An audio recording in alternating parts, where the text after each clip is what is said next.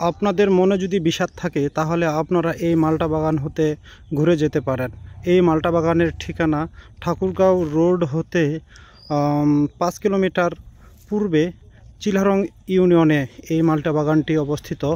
প্রায় 7 একর মাটি জুড়ে এই মালটা বাগানটি প্রস্তুত করেছেন কৃষক, যেটা হচ্ছে বাণিজ্যিকভাবে ফসল উৎপাদনের জন্য, পাশাপাশি এখানে একটি পিকনিক স্পট তৈরি করবে শুধু প্রসারী চিন্তাভাবনা নিয়েই ইনি এই বাগানটি তৈরি করেছিল।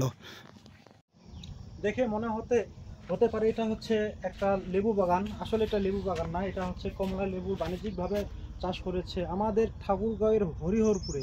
যেটা অসাধারণ একটি দৃশ্য আপনারা দেখছেন, এই দৃশ্যগুলো আসলে অনেক সুন্দর। কমলা লেবুর বাগান করেছেন, অর্থাৎ মালটা চাষ, অনেক সুন্দর মুহূর্ত উপভোগ করছি।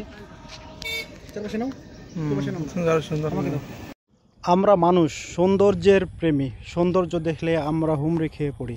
এই সৌন্দর্যের যেহেতু আমরা পূজারী, সেক্ষেত্রে আমাদেরকে সৌন্দর্যের নীলাভূমির দিকে অবশ্যই আসতে হবে। আপনাদের বারবার বলবো আমি, এই আমাদের সৌন্দর্যের আধার ঠাকুরগাঁওয়ের চিলারং ইউনিয়নের মালটা বাগানে অবশ্যই আসবেন। সৌন্দর্যের যে নীলাভূমি সেটি উপভোগ করবেন। অনেক সুন্দর পরিবেশ আপনাদের দেখানোর চেষ্টা করছি, যদিও আমি রাস্তার বাইরে থেকে ভিডিও করছি, ভিতরের পরিবেশটি আরও অন্যরকম এবং সুন্দর।